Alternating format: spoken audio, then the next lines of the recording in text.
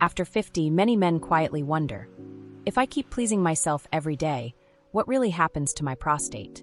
Could it actually protect my health, or secretly cause harm? The truth from science may surprise you, and completely change how you see your own body. Welcome to Love Road, the place where we uncover real stories, hidden truths, and life lessons that truly matter. If you find this topic intriguing, don't forget to subscribe to Love Road and hit the notification bell so you never miss the next video. Let's dive in together. There comes a moment in a man's life, often quietly creeping in after the age of 50, when the body begins to whisper secrets he never paid attention to before.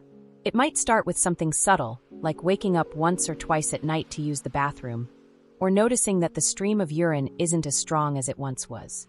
For many, these are dismissed as minor inconveniences, the natural price of aging. Yet behind these small changes lies a story that very few men allow themselves to explore: the story of the prostate. The prostate is a small gland, no larger than a walnut, tucked discreetly beneath the bladder and in front of the rectum. For decades, most men never think about it. They live, they love, they work, they enjoy intimacy, and the prostate quietly does its job in the background.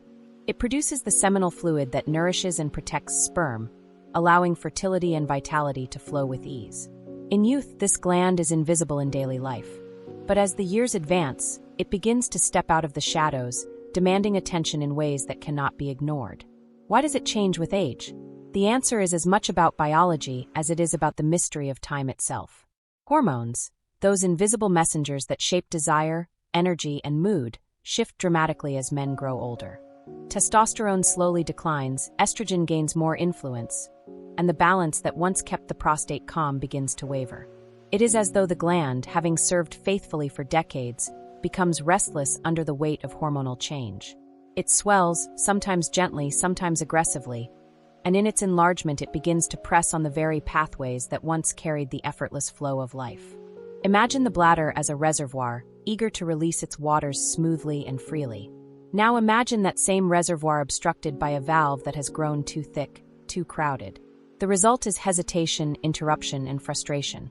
For men over 50, this often translates into weak urine flow, the constant urge to urinate, especially at night, and the lingering sensation that the bladder never fully empties.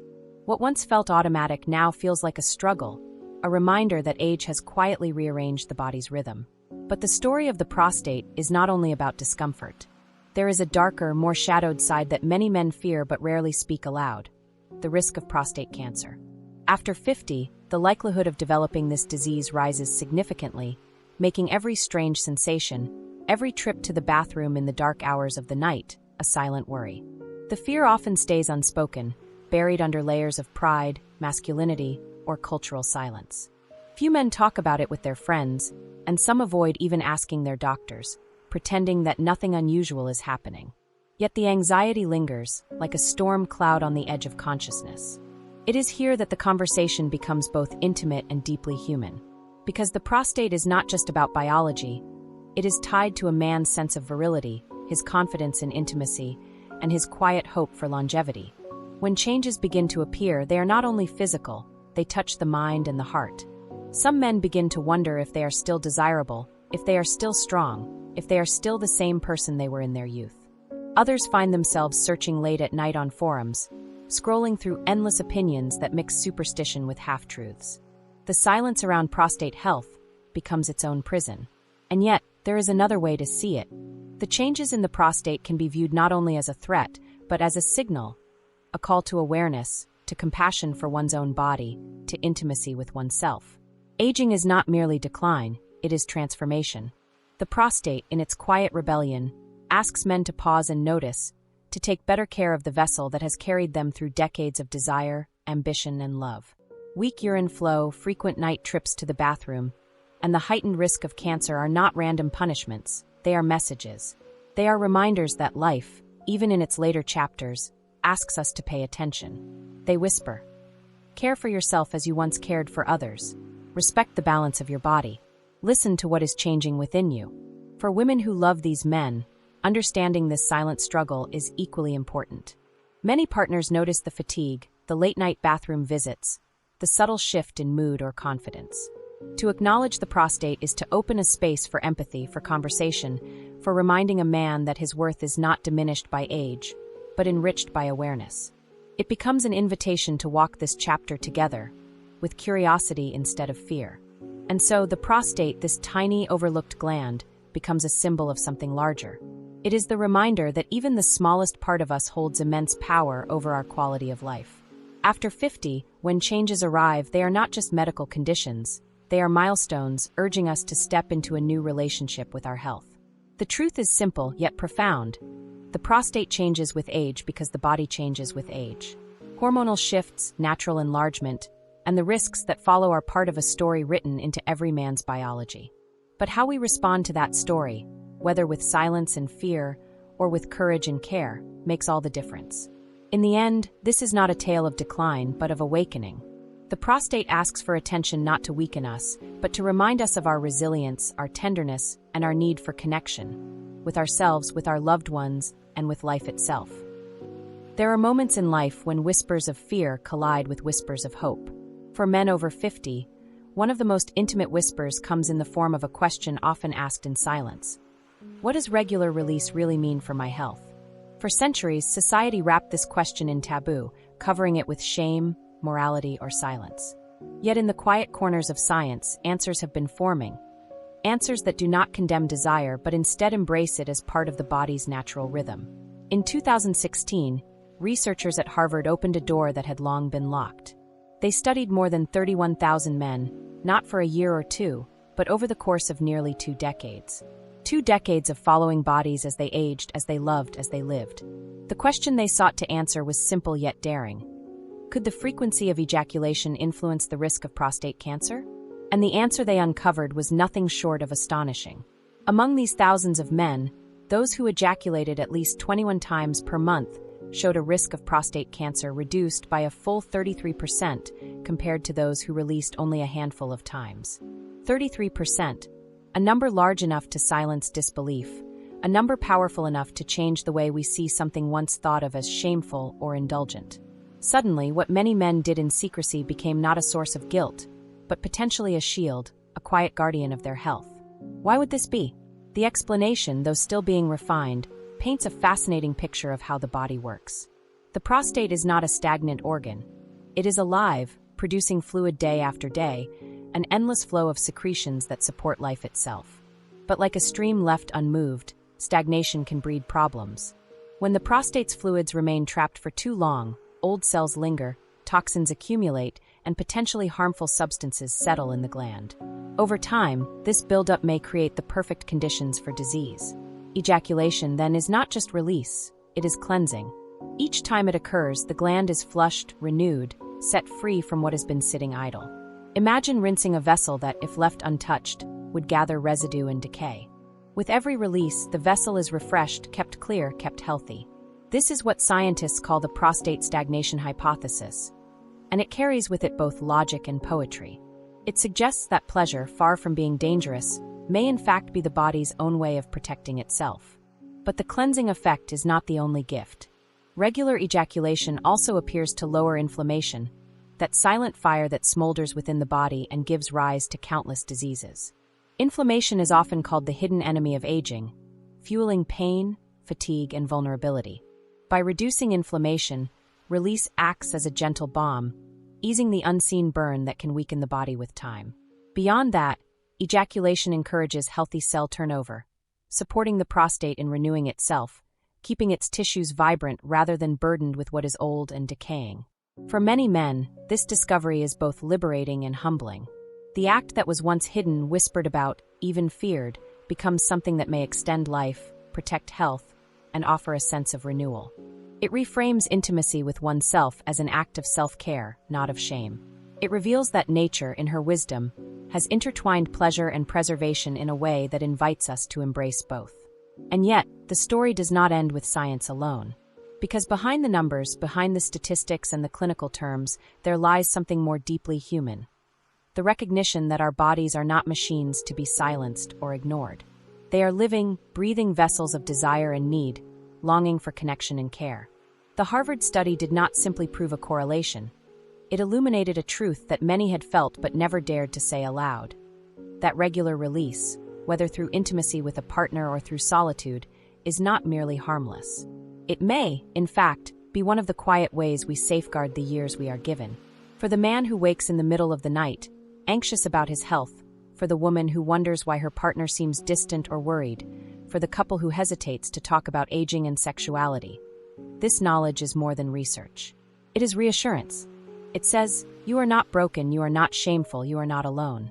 What you feel is part of being alive, and what you do to honor those feelings might just be the very thing that keeps you here longer, stronger, more whole. Of course, science is cautious. Researchers remind us that moderation and awareness are still key. That obsession can harm, that compulsion is not the same as care.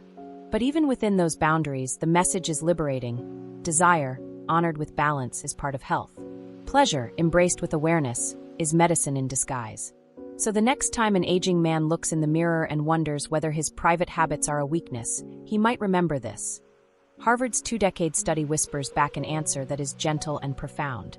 Regular release is not only natural, it is protective. It cleanses, it renews, it defends. And in its quiet, unspoken way, it may be one of the reasons he lives to see another sunrise, to hold another hand, to love for another year. The prostate may change with age, but science reminds us that even in those changes there lies a possibility, not just of survival, but of deeper connection to the body, to health, and to the life that still pulses with desire. There are habits in life that begin quietly, almost innocently, and become part of our rhythm without us even realizing. For many men, especially as they cross the threshold of 50 or 60, self-release can become such a ritual, woven into the end of a long day, or slipped into the quiet hours of the night when no one is watching. At first, it feels harmless, even healing, and in many ways it is. Science reminds us that regular release brings undeniable benefits. It eases the tight knots of stress, helps restore the body's natural rhythm of sleep, and keeps the machinery of sexual function well-oiled and alive. There is something deeply human about that. Stress weighs on the shoulders of older men in ways often unseen. Financial worries, health concerns, the burden of providing for family, the unspoken ache of aging. Release, in those moments, is more than physical. It is emotional exhalation. With each climax, the body lets go of tension that has been silently building. The muscles soften, the mind clears, the heart feels a little lighter. Like a deep breath after holding on too long, it offers a reminder that relief is still possible, even when the world feels heavy. And then comes sleep, the elusive, precious gift that grows more fragile with age. Many men find themselves tossing, turning, waking in the small hours. Yet after release, sleep can feel different. The body slides into rest more willingly, as if exhaustion has finally been soothed into calm. Dreams arrive more gently.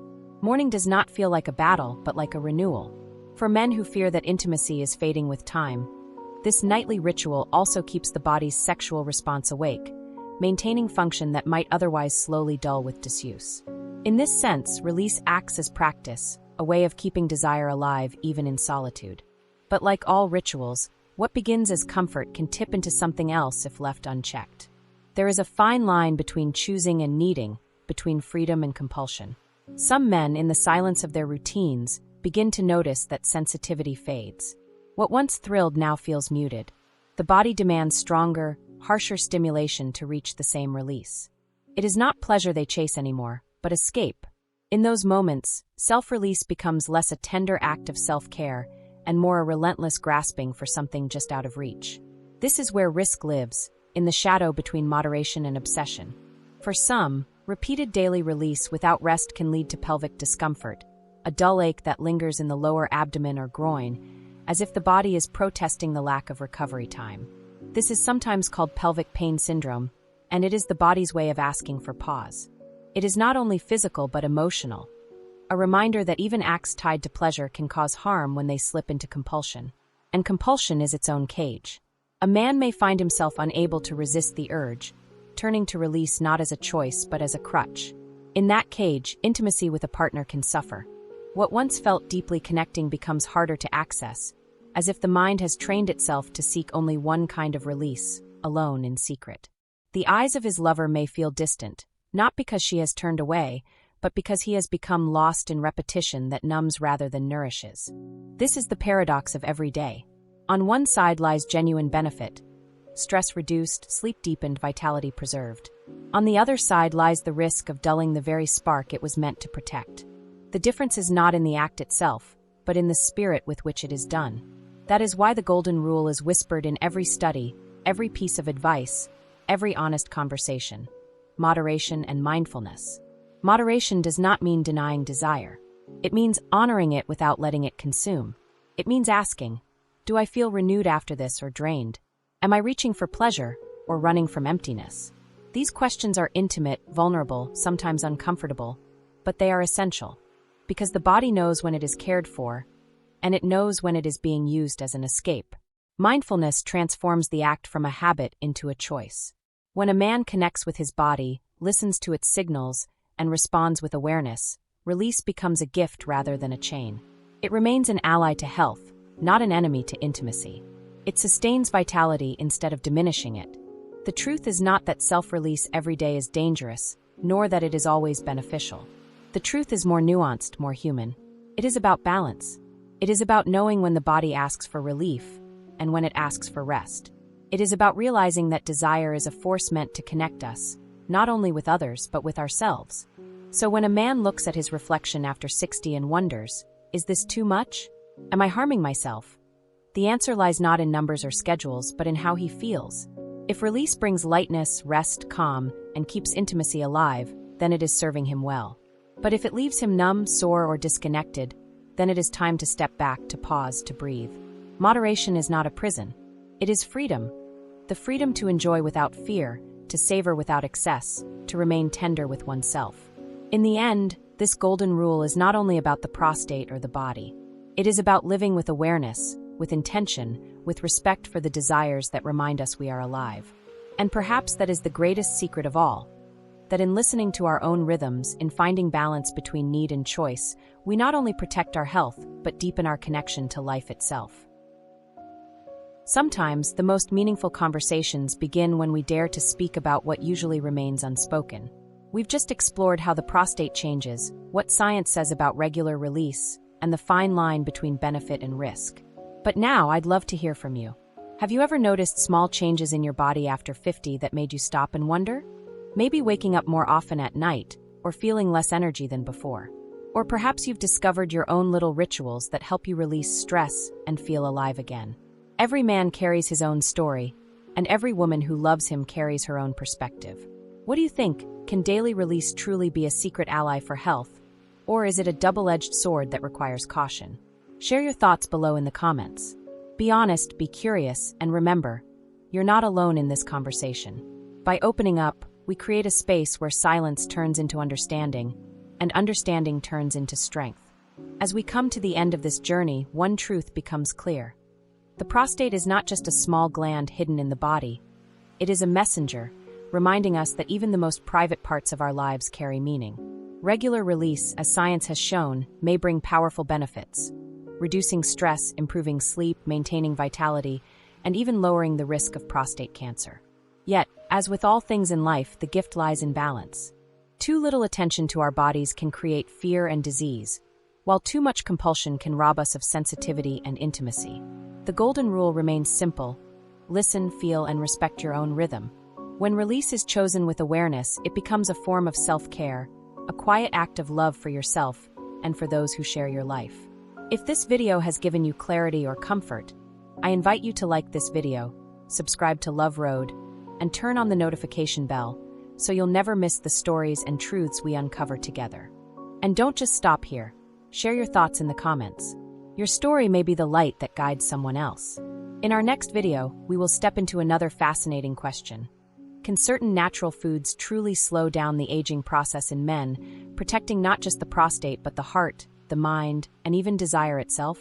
You may be surprised by what ancient wisdom and modern science reveal when they meet. So stay with us, stay curious, and remember, every moment you choose awareness is a step toward living longer, healthier, and more fully alive.